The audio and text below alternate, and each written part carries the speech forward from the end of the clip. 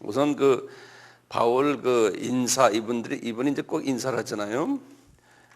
인사의 그 특징을 보면은 그 인사할 때마다 특징이 있으면 꼭 제일 먼저 자기 자신의 그 영적 신분을 꼭 밝혀요. 그분이 자기 자신이 꼭 누군가인 거 하나님의, 그러면서 이분은 꼭 자기가 꼭 하나님의 뜻에 의해서 자기가 불리움을 받았다. 이 말을 꼭 쓰세요. 하나님의 뜻에 의해서. 이 말씀이 상당히 깊이 있는 말씀인데요. 나중에 이제 다룰 겁니다. 그 다음에 이제 이분이 이제 자기 인사할 때 꼭 수신자가 누군가, 수신자를 꼭 밝히고요. 어떤 서신은 바울 서신 외에 다른 분의 서신 중에는 수신자가 정확하게 명기가 안 되는 경우도 있는데 이분은 꼭 수신자를 밝히고요. 아직 조직적으로 돼 있어요. 그 다음에 이분은 꼭 인사하시면서 이분들에게 결론적인 말씀을 꼭 하세요. 은혜와 평강이 이제 평강을 간구해요. 꼭 이분의 편지 속에는 은혜와 평강이 있기를 간구합니다. 이분의 그 사상이 아주 여기 깊이 다 들어있어요. 그리고는 이분이 인사를 했지만 마지막에 편지를 끝내잖아요. 끝내면서 이제 마지막 인사를 할 때도 꼭 이분이 똑같이 은혜와 평강을 간구해요. 이분이 이 바울 편지의 그 특징 중에서 그 인사 부분에서의 특징이 이렇게 나와요. 그러니까 바울이 이 내용을 딱 보면은 강조하는 게 뭐겠어요? 이분이 우리의 삶 속에서 은혜와 평강이 있기를 꼭 요구를 해요. 다른 말로 표현하면 이분은 편지 내용을 쭉 쓰면서 이 편지 전체가 무슨 목적으로 썼는지 아느냐? 그러면서 그 목적이 뭐냐면 당신들이 성서를 많이 지식을 많이 아는 게 중요한 게 아니고, 중요하죠. 그렇지만 결론적으로는 성경을 많이 알므로써 당신의 삶 속에 은혜가 가득 차 있고 평강이 가득 차 있기를 원하는 거예요. 성서에 아주 우리가 성서 공부하는 목적 중에 목적이에요. 우리 삶 속에서 은혜가 없고, 은혜라는 것은 소위 무료로 받은 선물이거든요. 그 은혜라는 영어로 은혜를 grace라고 그러거든요. grace. 그래서 이제 영어 사전을 찾아보시면 grace가 뭐냐? 여기 보면은 free gift라고 딱 써 있어요. 선물인데 무료 선물이다. 그래서 이제 이 은혜는 내가 베풀 수가 없어요. 내가 받아야지만 베풀거든요. 그렇잖아요? 내가 있어야지만 베풀잖아요. 그럼 내가 은혜를 누구한테 받았어요? 우리 하나님, 우리 예수님께, 성령님께 은혜를 받았잖아요. 그러니까 그 은혜를 많이 받을수록 이제 베푸는 거지, 이웃에게. 근데 바울이 말이죠. 이분이 편지를 몇 개 썼어요? 13개지요. 어떤 분은 14개라고 그러는데 14개는 바나바가 이제 썼다고 하는 히브리서까지 이야기해서 어떤 분은 히브리서도 바울이 썼다라고 이야기하는데 많은 학자들은 히브리서는 바나바가 썼다 이렇게 보고 있어요.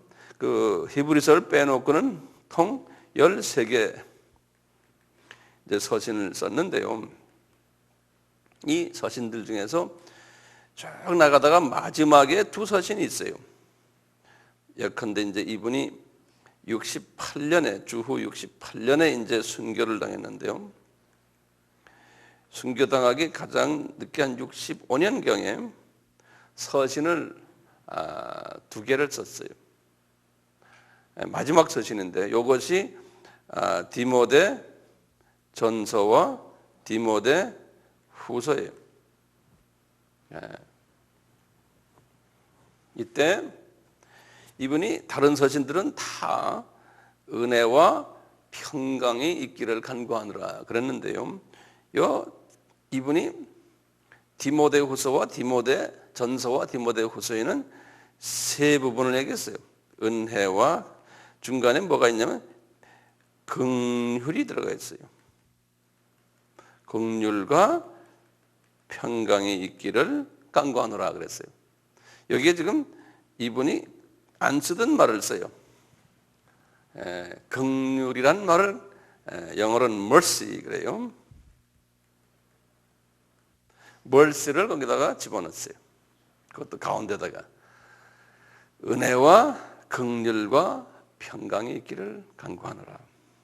저는 이렇게 이 성서를 이렇게 보면서 성령님이 나에게 이렇게 조명해 주는데요. 왜 바울이 긍휼을 거기다 집어넣었을까? 그래서 제가 이 바울이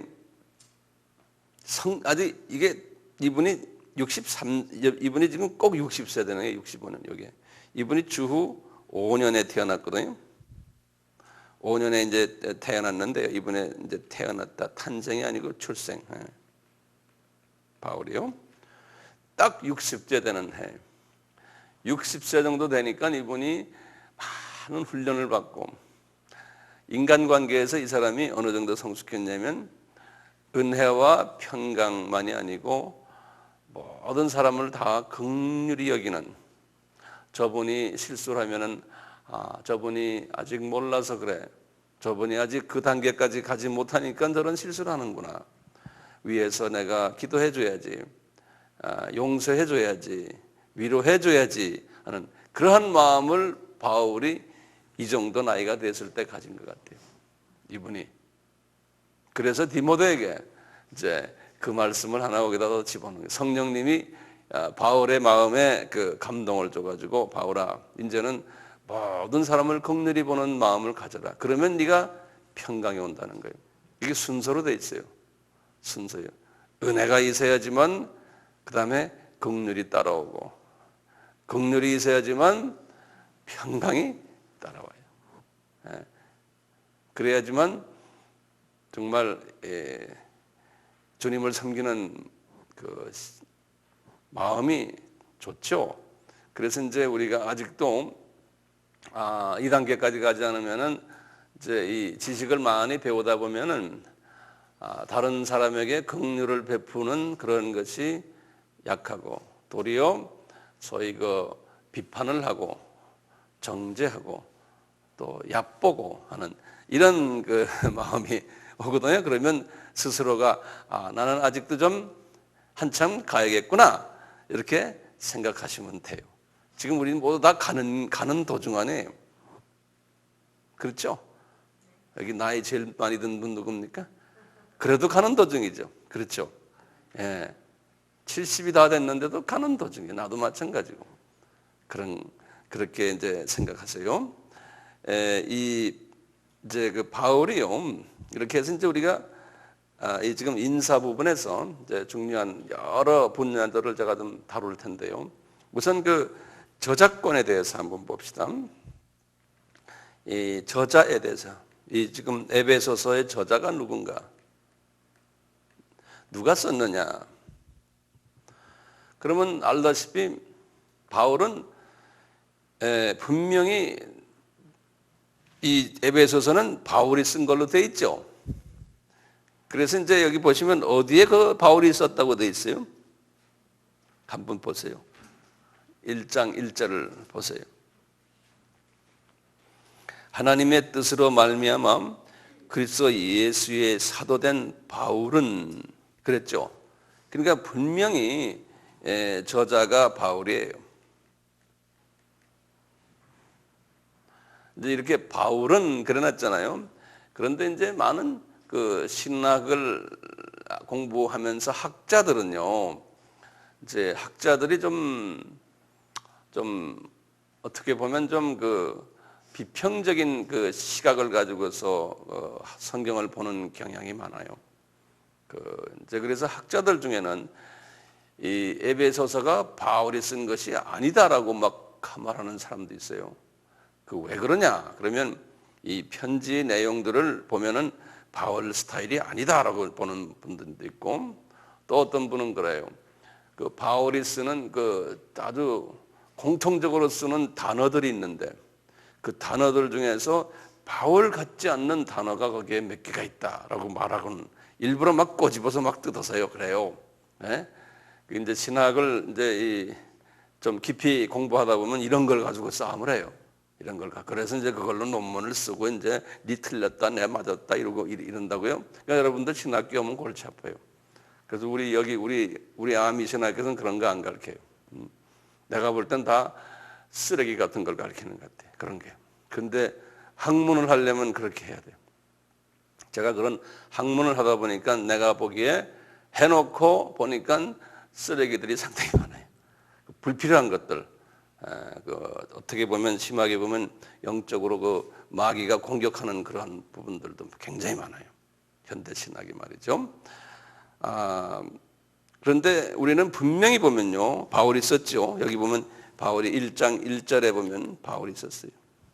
이제 분명히 바울이 썼고요. 이 바울이 쓴 이 바울 이름이 제대로 항상 이렇게 나오는 편지가 있어요. 그분의 편지 중에서요. 여기 지금 에베소도 그렇고요. 거기다 써놓으세요. 이 골로새도 보면요. 골로새도 1장 1절에 보면 그렇고 갈라디아서도 1장 1절에 보면 자기 이름이 꼭 나와요. 그 다음에 고린도 후서도 1장 1절에 보면 자기 이름이 꼭 나와요. 그래서 나 바울은 그런다고요. 이분은 분명히 바울인데요.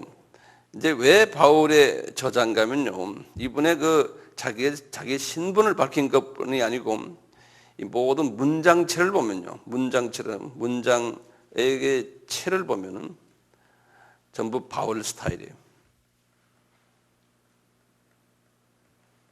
문장체를 봐도. 그리고 이분은 꼭 본인의 사도의 권위를 항상 말씀하거든요. 그래서 이분의 사도의 권위를 담대하게 말하는 걸 보면요. 분명히 이 사람임에 틀림없어요. 사도 바울이며요. 문장만이 아니고 그 다음에 단어들 쓰는 걸 봐도요. 문어예요. 문어적 스타일을 봐도 사도 바울이에요. 항상 다른 사도 바울의 편지와 내용들이 거의 비슷비슷해요. 문어들이 내용이요. 그리고 패턴, 구절을 봐도 그래요. 구절을 봐도. 우리 지난번에 5가지 구절을 봤잖아요. 인사부터 시작해 쫙 있죠. 이제 구절을 봐도 바울 스타일이에요. 딴 분들은 이런 구절을 쓰질 않아요. 그 다음에 단어를 쓰는 걸 봐도요. 바울 단어들이 있어서 사람마다 쓰는 게 바울 각자 보면요. 성서를 들여다보면 원어를 들여다보면 저자들마다 단어들을 많이 공통적으로 반복해서 쓰는 단어들이 있어요. 저도 이렇게 말하다 보면 제 말에 공통 단어들이 있잖아요. 누구나 다 그래요. 누구나 다. 그러듯이 이 단어들 보면 바울 단어들이 상당히 많이 나와요. 예. 바울이 보통 쓰는 단어가요. 몇 개가 있냐면 2177개가 공통적으로 자주 쓰는 단어들이 있어요. 이분의 공통 단어들이에요. 그런데 이 에베소에 보면 1203개의 단어가요. 바울이 공통 쓰는 이 공통 단어에 속해 있는 단어들이에요. 네. 다시 말하면 동사니 명사니 이런 것들이요. 그래서 보면 이건 분명히 바울이 썼다라고 보는 거예요. 그것뿐이 아니에요. 구를 보면요. 구. 명사구, 동사구 하는 구 있잖아요. 문법이요. 이 구를 봐도요. 바울이 전체 구를 618개를 썼는데 이 중에 지금 550개가 이 에베소서에 나와서 중복이 막 되고 있어요. 그 다음에 성서에서는 문장에서 가장 중요한 게 동사인데요. 동사를 봐도 에베소서의 동사가 148개 하고요. 빌립보서의 동사 129개가 다 같은 동사들을 쓰고 있어요. 그래서 보면 같은 동사를 쓰니까 분명히 빌립보서도 거기에 보면은 바울이 썼다고 그랬거든요. 그러니까 이건 바울 서신이라는 거예요. 본인이 바울 서신이라고 말하는 거 왜 객관적으로 봐도 그렇다는 거예요. 그 다음에 재밌는 게요. 이 두기고가 이 편지를 배달한 분 아니에요? 그렇죠? 이 두기고가 편지를 배달할 때 에베소에만 보낸 것이 아니고 에베소 사람들이 주 독자들이고 그 다음에 어느 교회에 가져간다고 그랬어요? 기억나세요? 골로새 교회에도 가져가는데 골로새서도 한꺼번에 같이 들고 갔다는 거예요. 에베소에 가져가서 에베소도 읽게 하고 골로새에서도 골로새 편지도 같이 들고 간 거예요. 그래서 보면요, 이 골로새의 그 저자가 바울이라 그랬거든요.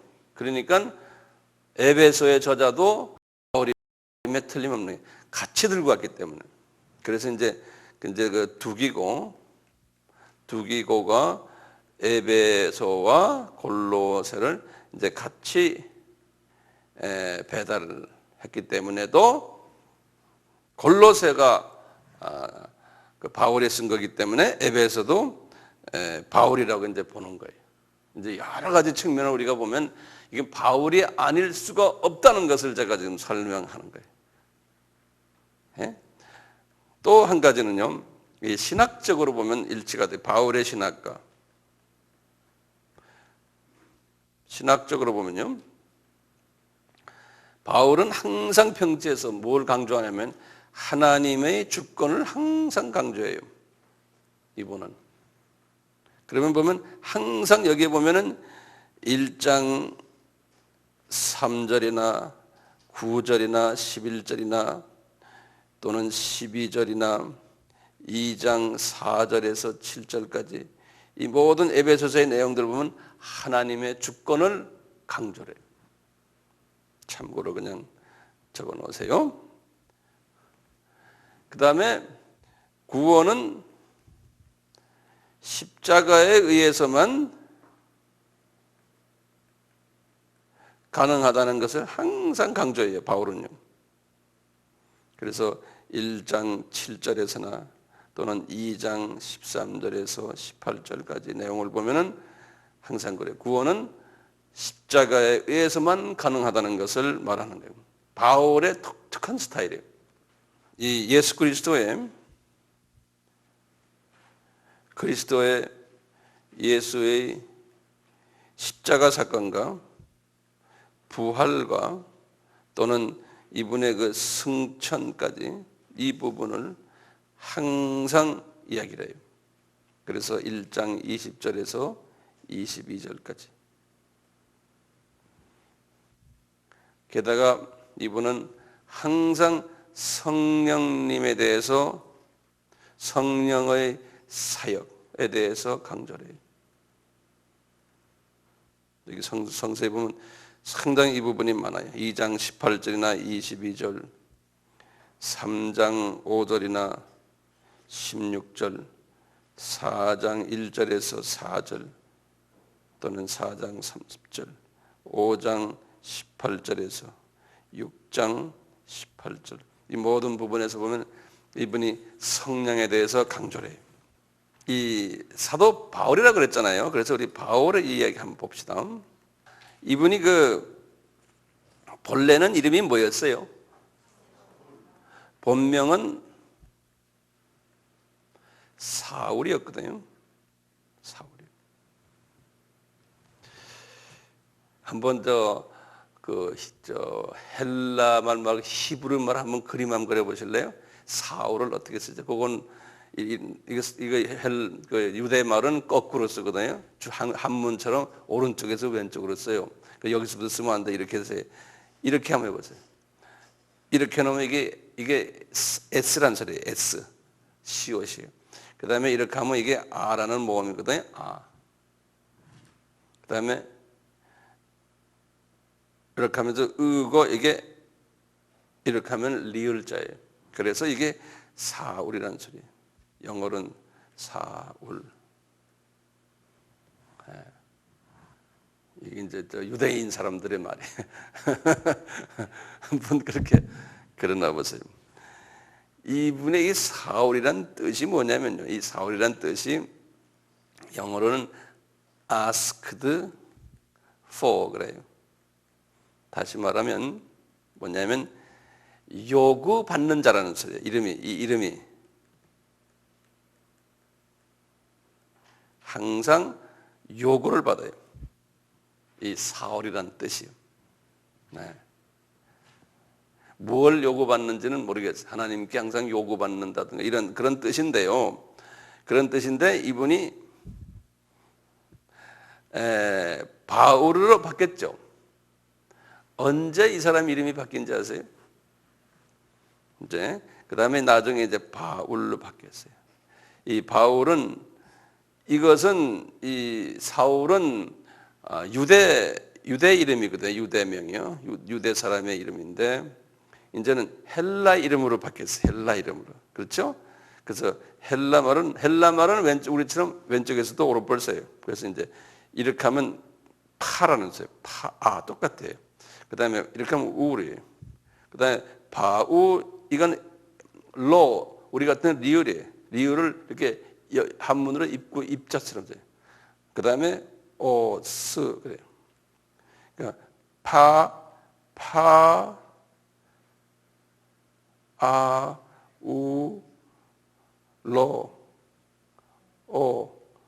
스 예, 바울로스 이렇게 돼. 예, 바울로스. 요 정도는 알아두면 좋겠죠. 요 이름이 말이죠. 사도행전 이분이 13장 9절에 있어요. 이분이 안디옥 교회를 떠나가지고 선교사로서 어느 섬에 갔었어요? 구브로 섬으로 첫 갔잖아요. 구브로 섬에 가가지고 성령님이 이분의 이름을 바울로 바꿔버렸어요. 사울이. 다시 말하면 선교지에 나가서 이제 완전히 이방 이름으로 바꿔버렸어요. 그러니까 선교지에 나가가지고요. 1차 여행 시작하면서 안디옥 교회에서가 아니고 한번 보시겠어요? 눈으로 직접 보는 게 낫겠어요? 사도행전 13장 성서의 209페이지를 열어봐 주세요. 209페이지를 여시면 우선 그 안디옥 교회의 지도자 5명이 1절에 나오는데요. 거기에 보면 제일 마지막에 5번째 분이 사울이라 이렇게 써놨죠. 그렇죠? 눈에 보이세요? 그 다음에 이제 2절에 보면 마지막에 바나바와 사울을 따로 세우라 하니 여긴 바울이라는 이름이 안 나와요. 그래서 4절에 가면 두 사람이 성령의 보내심을 받아 이렇게 이제 구브로로 가는 장면이에요. 가다가 그 다음에 9절에 보세요. 바울이라 하는 사울이 성령이 충만하여 그를 주목하고 이분이 첫 설교하는 장면이거든요. 근데 이때 성령님이 이분의 이름을 이 사도행전은 누가 지었습니까? 누가가 썼잖아요. 누가에게 가르쳐준 게 저 사람 이름이 이제는 사울이 아니고 바울이다. 그래서 이제 이 13장 9장부터가 바울이라는 이름으로 등장이 돼요. 그거부터는 사울이라는 이름이 안 나와요. 이제 됐어요? 예, 이때부터. 왜냐하면 선교지에 나가서요. 유대인 사람 이름을 쓰면은 복음 전하는데 도움이 안 돼요. 그래서 그런 거예요. 그 말을 좀 적어 놓으세요. 선교지에 나가서는 그 현장 사람들의 이름을 그 다음에 그분들의 음식도 먹고 그분들의 사고방식으로 빨리 변해줘야 돼요. 그래서 그 이름까지 하나님이 바꿔놓으세요.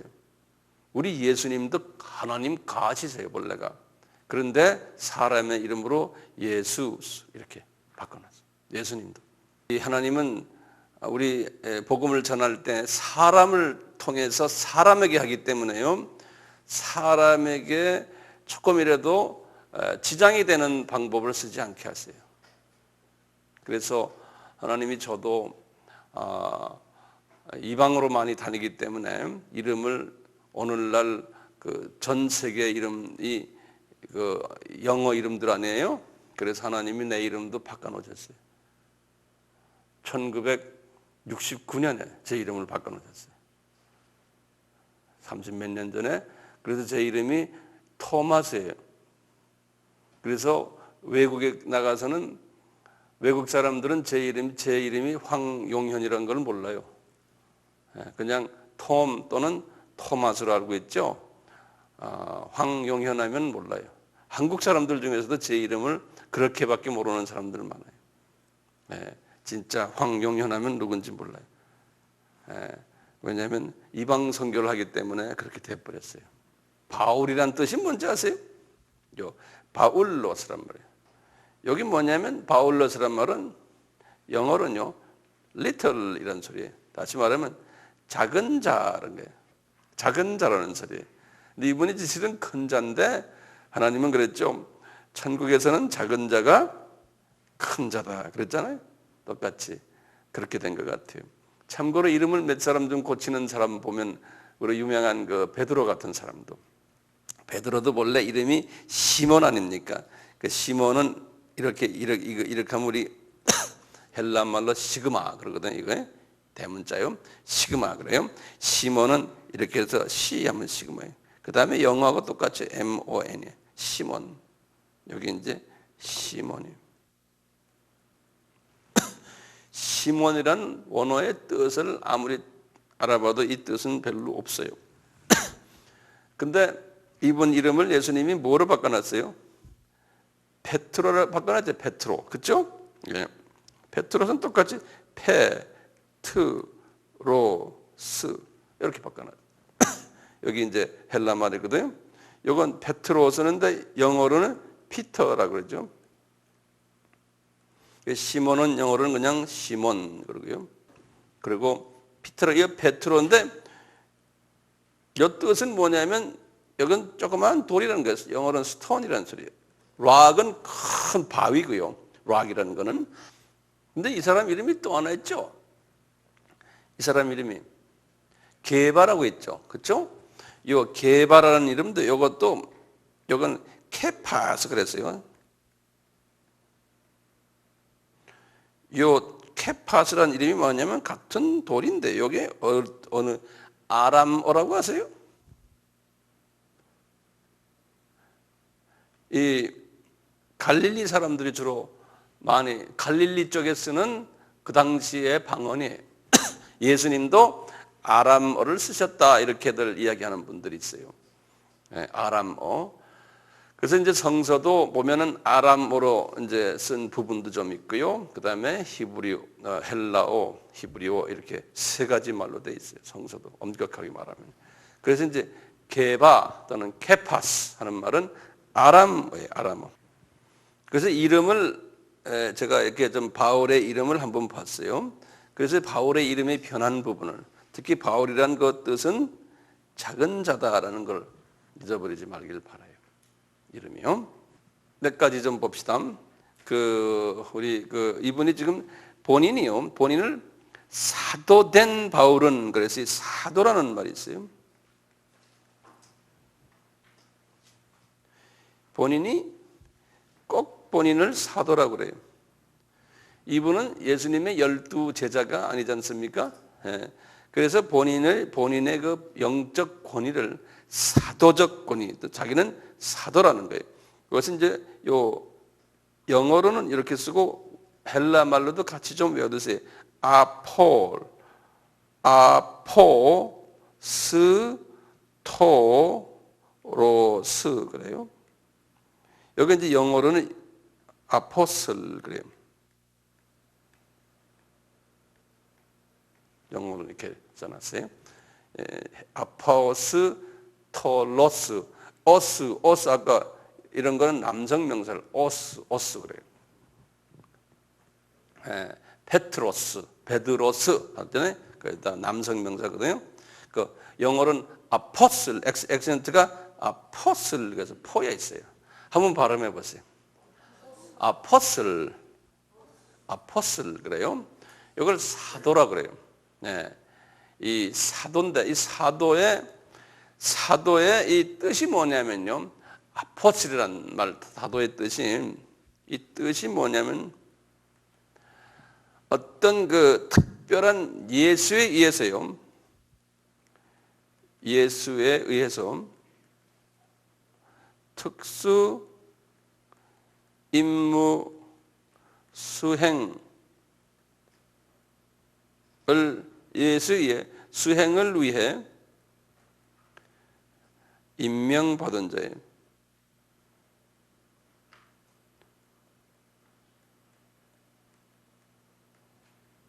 예수에 의해 특수 임무 수행을 위해 임명받은 자.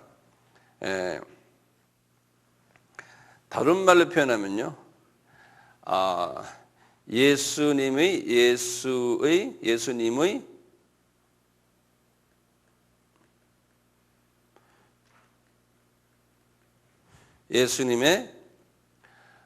우리 에이전트란 말이 뭡니까? 대행자죠. 에이전트. 우리 에이전트란 말 알죠? 한국말로 뭐라고 그러죠? 에이전트. 응? 대리인. 대행. 대리인. 에이전트. 예수님의 에이전트 역할을 하는 사람들이. 대리인. 예수님의 대리인 역할하는 사람들이. 그러니까 예수님의 그 권한을 어느 정도 줘가지고 그 예수님의 대리인 역할하는 사람들을 아포슬이다 그렇게 말해요. 그러면 어떤 사람들이 이제 아포슬인가요?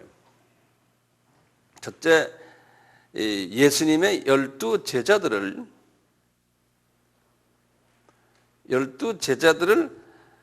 마가복음 3장 14절에 보면요.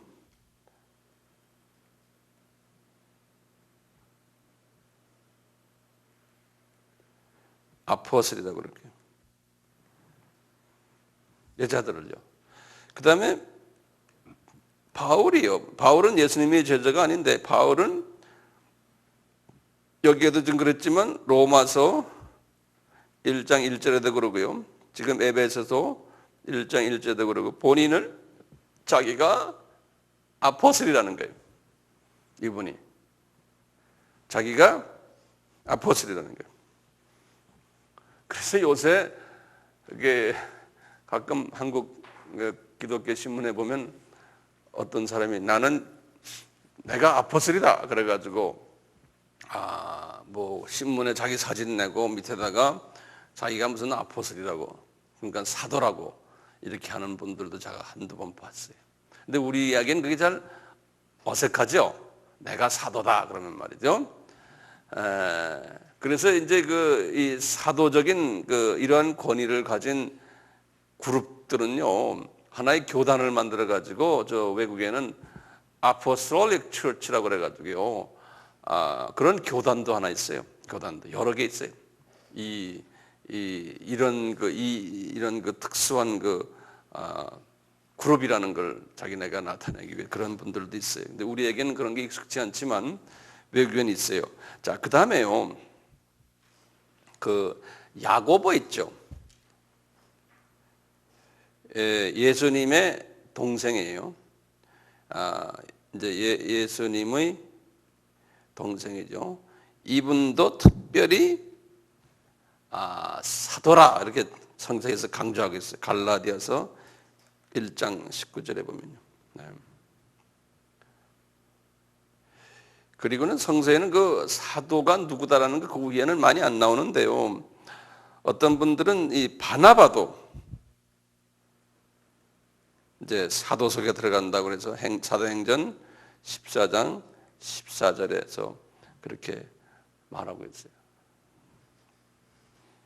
그리고는 이 로마서 16장에 이제 7절에 우리 입에는 익숙지 않지만 안드로니커스라고 해요. 안드로니쿠스 또는 유니어스, 이런 우리 익숙지 않은 이런 로마서 16장에 보면 로마의 30한 5명 정도의 쭉 바울의 제자들 이름이 나오는데요. 거기에 보면은 이런 이분 이름이 나오는데, 이분들도 그렇게 이제 말하고 있어요. 근데 신기한 게요, 히브리서에 보면요, 예수님을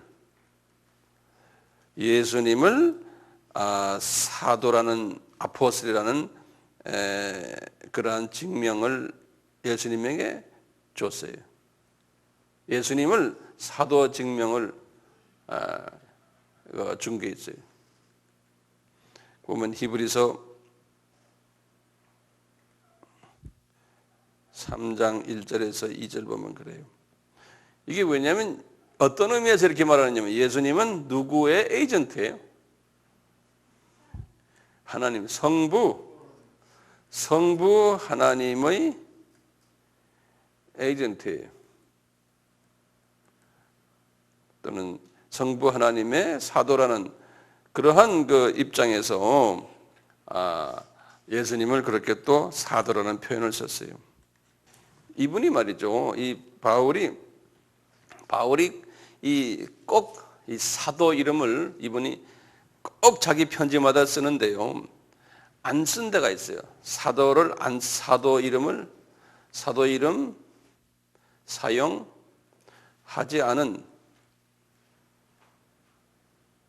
않은 서신들이 있어요.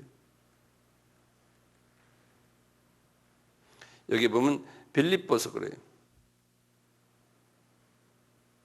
그 다음에 이제 데살로니가 살 전 후, 그 다음에 빌레몬서. 여기에는 본인이 사도라는 말을 쓰질 않았어요. 이분이요, 이 사도라는 말을 이분이 왜 이제 자꾸 쓰시냐면요, 가끔 가다가 이분의 그 권위를 도전하는 그러한 사람들이 있었어요. 이분의 권위를. 그래서 이분은 꼭 자기 편지에다가 꼭 나는 사도다, 하나님의 뜻에 의해서 꼭 쓰세요. 그래서 성서에서는 이분의 권위를 한번 덤벼든 그룹들 중에 어느 교회가 가장 심했냐면 고린도 교회가 가장 심했어요. 그래서요, 이 권위를 고린도전서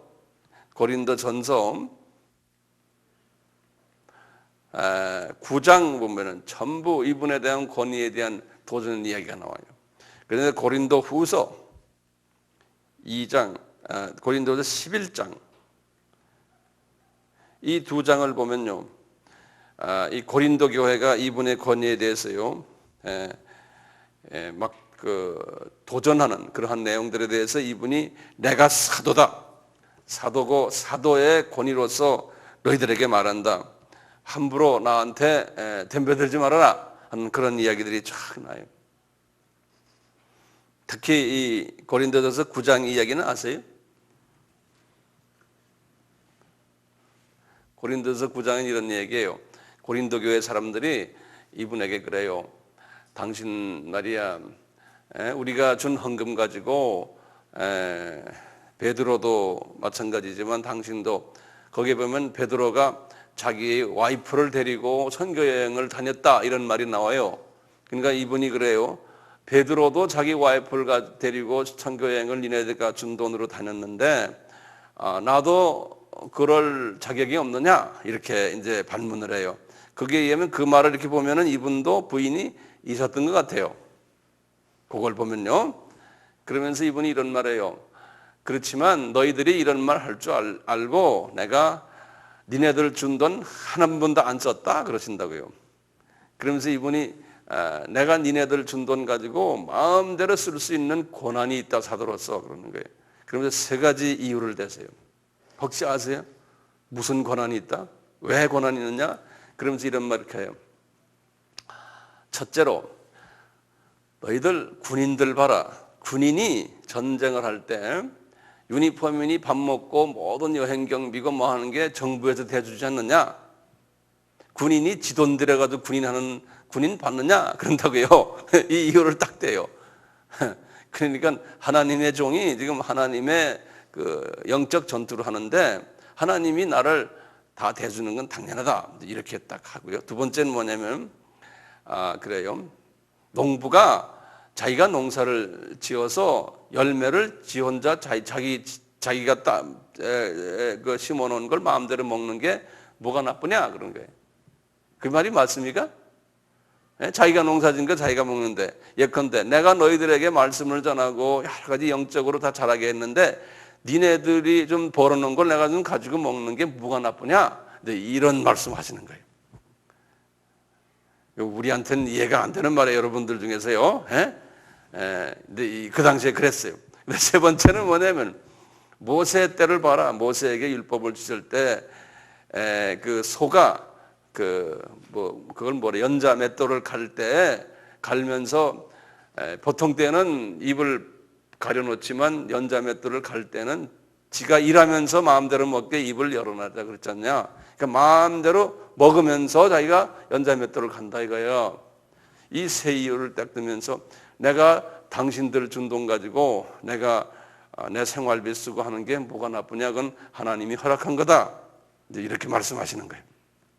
그러면서 하시는 말씀이 그렇지만 내가 당신들 준 돈 가지고 한 번도 내가 그걸 써보질 않았다 그러는 거예요. 그래서 이런 말을 할 줄 알고 내가 저녁에는 낮에는 그 텐트 만드는 일을 했고 저녁에는 또 무슨 일하고 말씀을 가르치면서 틈틈이 내가 돈벌이를 했단다 그러는 거예요. 이분이 이제 그렇게 하는 거예요. 니네들 신세 안 지려고 내가 나중에 꼭 이런 말 할 사람이 몇 명 나올 줄 알고서 그러면서 내가 사도로서 모든 걸 다 할 수 있다. 그런데 그런 권이 다 있는데도 내가 이 권을 내가 취하지 않았다. 이런 말을 해요. 이게 이제 고린도 전서 9장에 이런 말이 나와요. 왜 그럴까요? 그러면서 그래요. 너희들 중에 한 사람이라도 실족할까 봐 내가 안 했다. 그러는 거예요. 그러니까 우리 사역자들이 뭐 하나님의 돈을 마음대로 쓸 수 있는 권한이 있어요. 하나님 그 권한을 주셨어요. 여러분들 헌금 낸 돈 내가 마음대로 쓸 수 있어요. 그렇지만 안 쓰는 거예요. 왜 안 써요? 실족할 사람이 있을까 봐. 그래서 안 쓰는 거죠. 문제는 그거예요. 이해되세요? 네? 네. 아멘이?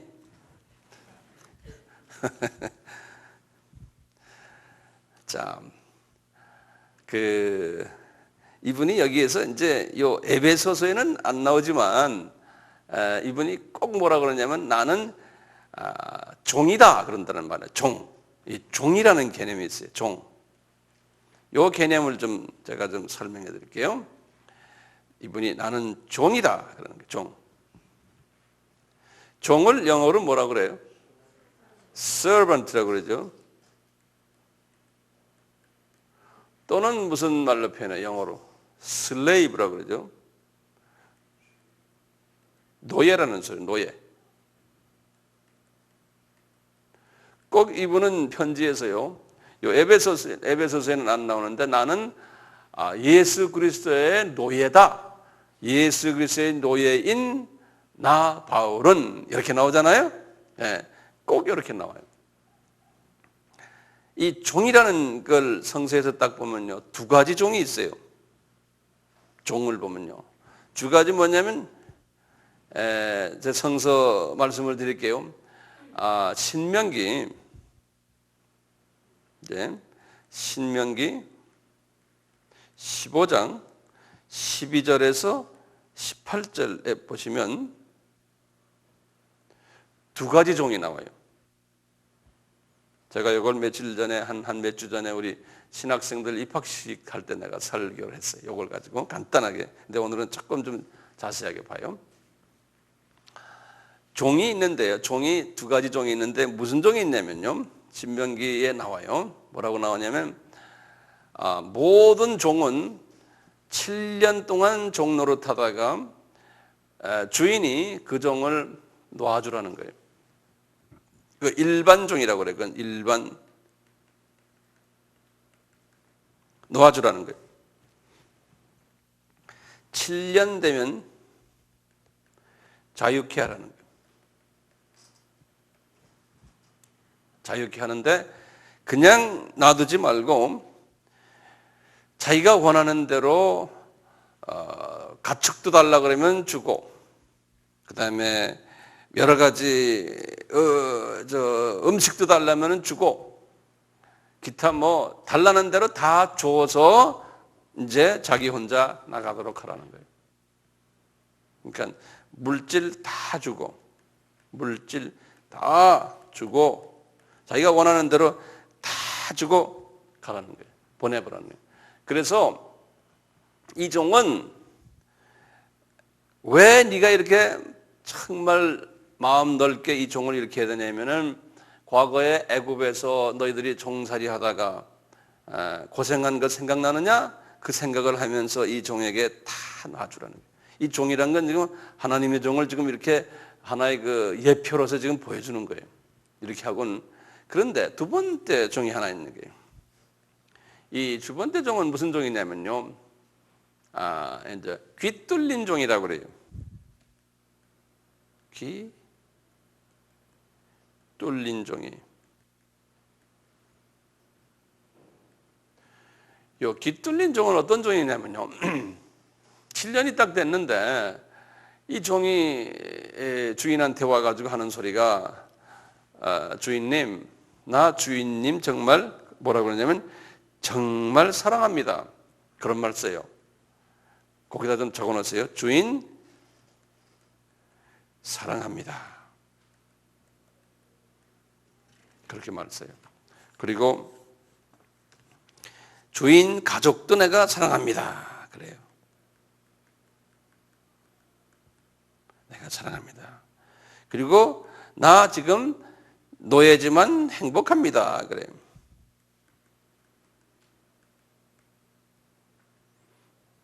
그렇기 때문에 나 이 집을 떠나지 않겠습니다. 그러는 거예요. 7년에 대해서는 이제 나가라고 하는 말인데 나 안 떠나겠습니다 하는 종이 있어요. 그래서 머물겠습니다. 나 바깥으로 보내지 마십시오. 머물기를 간구하는 거예요. 그러면 주인이 어떻게 하냐면 이리 좀 오너라. 그래가지고 이 주인은 그 아버지 종이요. 이 아버지 종한테 송곳을 가져다가 이 문지방에다가 딱 갖다 대고는 망치로 착 귀를 대고요. 송곳을 귀에다 대고 구멍을 탁 내요. 그래서 귀 뚫린 종이라고 그러는 거예요. 그래서 이제 딱 귀를 뚫어버려요. 뚫어버리고는 하는 소리가 너는 이제는 영원히 이제 다음 7년이 아니에요.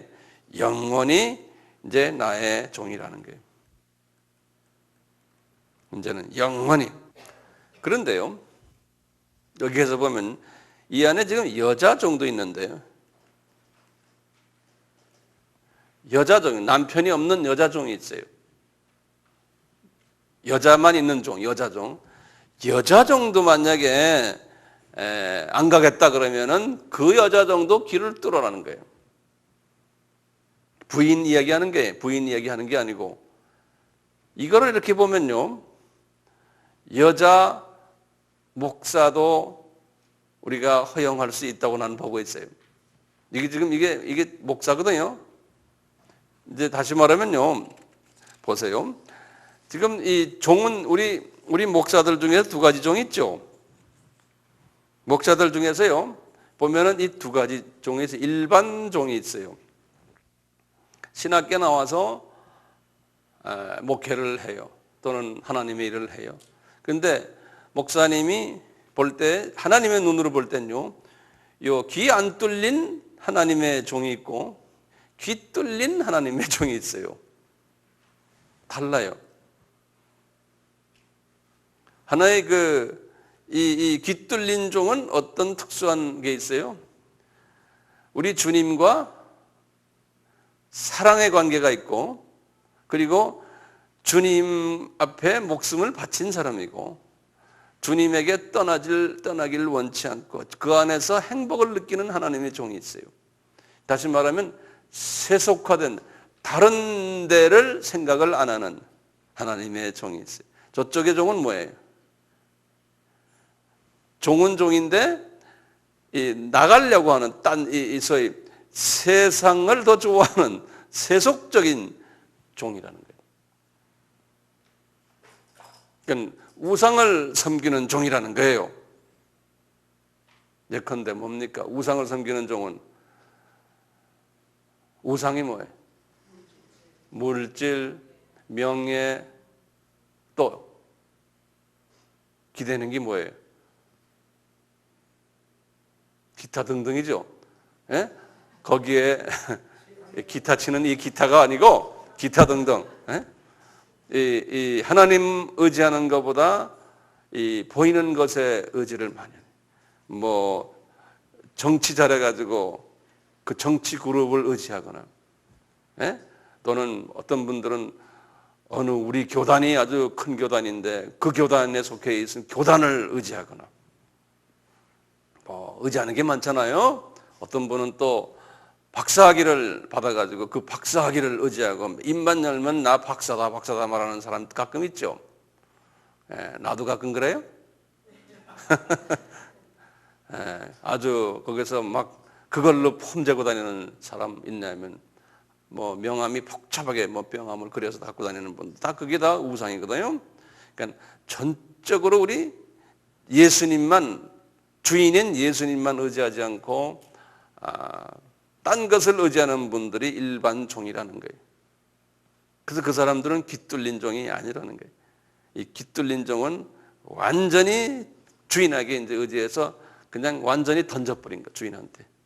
평생, 영원히 주인님 나를 책임지십시오 하는 거예요. 그럼 보시죠. 이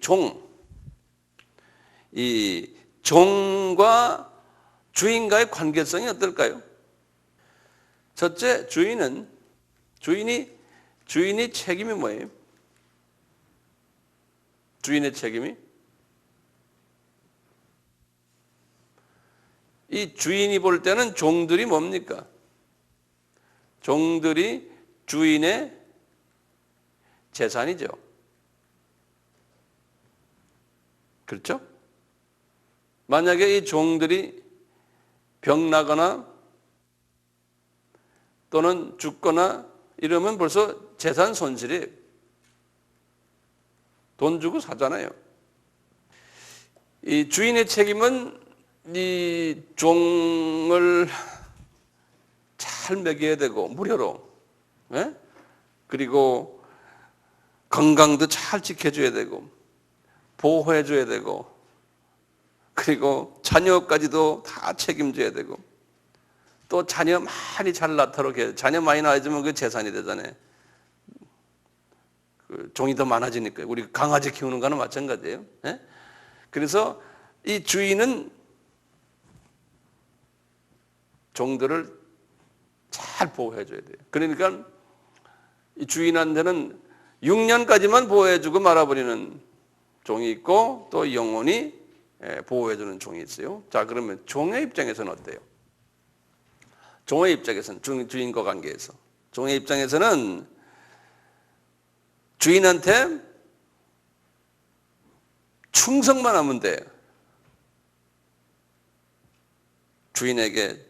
그리고는 주인을 존경하고 또 주인을 경배해드리고, 주인 속을 안 썩이면 되는 거죠. 그러면 그것만 안 하면 돼요. 열심히 충성해주고 주인이 원하는 대로 해주면 나머지는 어떻게 해요? 나머지는 생활 걱정할 필요가 없어. 왜? 자녀 걱정할 필요 없어. 다 주인이 알아서 해주니까요. 왜냐하면 주인이 손해를 봐요. 알아서 안 해주시면. 동의하세요? 예. 그러니까 주인이 손해본다고 생각하면서 종이 주인을 보면은 우리 주인이 나에게 잘해줄 건 틀림없다라고 생각하니까 바깥을 볼 필요가 없잖아요. 그게 이제 진짜 깃들린 종이죠. 이 바깥을 볼 필요가 없는 게. 그러니까 우리가 우상을 섬기지 않고, 우상이라는 것은 바깥 딴 주인을 보는 거예요. 딴 주인 보지 말고 내 주인만 쳐다보고 그분에게만 의지하는 거예요. 그러면 그 주인이 알아서 다 하나하나 다 해결해 줄 거 아니에요. 그것을 믿는 거예요. 그 마음이 올 때까지 주인한테 이야기하는 거예요. 나와 주인과의 관계에서. 그러면 틀림없이 그 주인이 보호하시거든요. 그러니까 우리 목회자들은 그 주인과의 관계만 잘 정립하도록 매일 정신을 거기다만 갖다 대는 거죠. 뭐. 그럼 나머지는 알아서 하실 거 아니에요? 그 관계만 정립하는 그것이 이 노예들의 할 일 같아요. 여러분들도 똑같이 다 종들하네. 그러니까 꼭 목사님들만 지금 깃들린 종이 아니거든요. 여러분들도 깃들린 종이죠? 아멘 해봅시다. 아멘 해야지만 10분간 쉴 때 커피가 뭐가 있지. 그래서 주님 저는 깃들린 종입니다. 이렇게 한번 말해봅시다. 아멘. 커피 한잔 합시다.